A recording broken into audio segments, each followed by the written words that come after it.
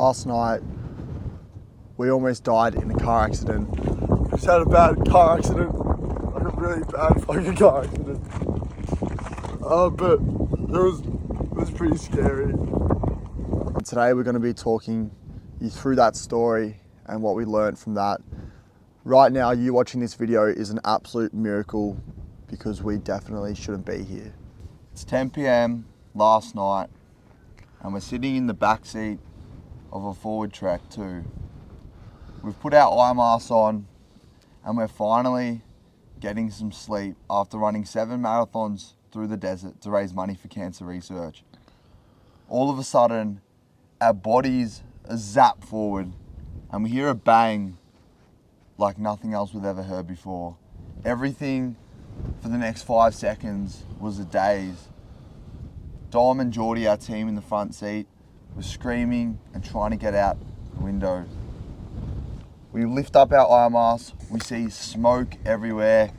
We can hear the sounds of oil and petrol leaking from the bonnet. We don't know what's going on. And the boys yell out, "We've hit a kangaroo." They won't turn off. We jump out of the car, and at that moment we're all in a panic. Locke, how are you feeling? I couldn't even comprehend that moment. I literally can't even put into words how scared we were.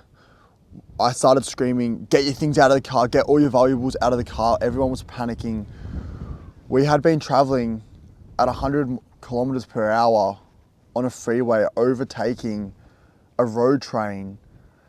And next second, we're on the other side of the road. The car has spun around and we're half on, half off the road, completely disorientated. We're feeling shocked. We're feeling frightened. Our lives flashed before our eyes. I don't even know if I could even equate that feeling into words right now. We're all roaming around just in a panicked state and we didn't know what to do. At this point, we were quite literally smack bang in the middle of the Australian desert on the side of the highway. Road trains are swinging by at 100 kilometers with their high beamers on, and there was 40-kilometer winds. It was absolutely freezing. We felt borderline hypothermic. I looked around and all the boys were shaking and we didn't even know what to start. We didn't have any reception out there. Luckily, we did have a generator, so we fired that up, got the Starlink and called for roadside to come and help us, but they actually didn't arrive for 6 hours. We were stranded out there in a tent, the 4 of us, on the side of the highway, and this was one of the scariest moments because the clutch wouldn't move, so we couldn't start the car, and it was right next to the road still, so if a car came by and swept it up, it would have just cleaned up the car and all the pieces would have just rattled our tent and probably killed us as well. But in that moment, we were just lying in a tent and we didn't know what to do. At this point, we are in the middle of the desert. We are 70 kilometers away from where we are sitting right now, a small, isolated desert town. And then the other way, we are 350 kilometers away from another town. So I was thinking, all right, boys, we have 1 day of water supply and 1 day of food supply. I'm just gonna go run 70 kilometers through the night and the morning to try to get us help.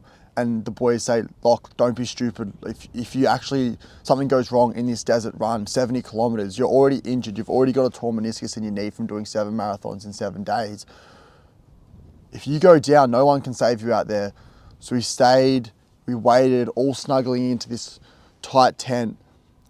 And Steph said, "Boys, don't take this the wrong way, but we're the luckiest 4 people on this earth right now. We should not be alive." We are so grateful to be here. We slept in the back of this car yard at 4:30 a.m. A tow truck finally picked us up and brought us out here. And this morning, I woke up and it's taught me a really important lesson in life, and it's not to take it for granted. And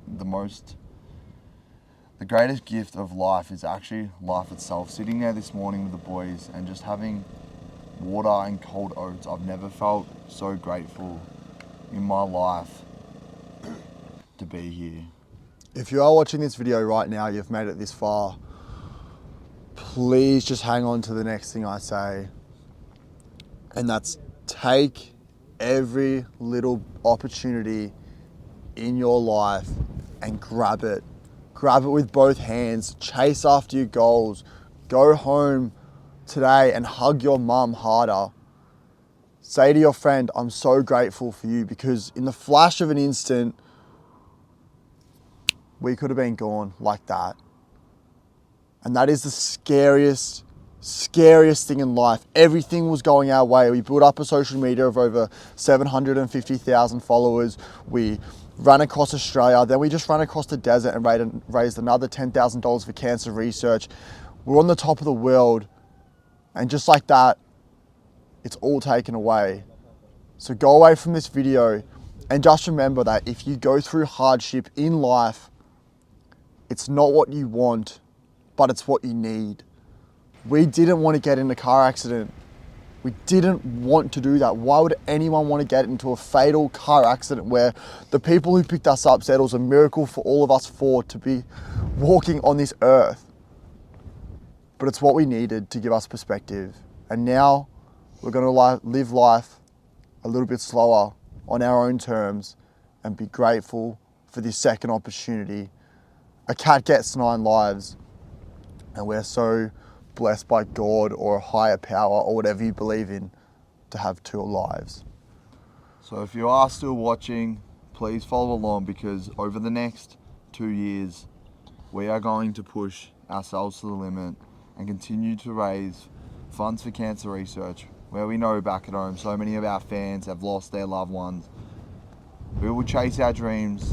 We'll live every day like it's our last.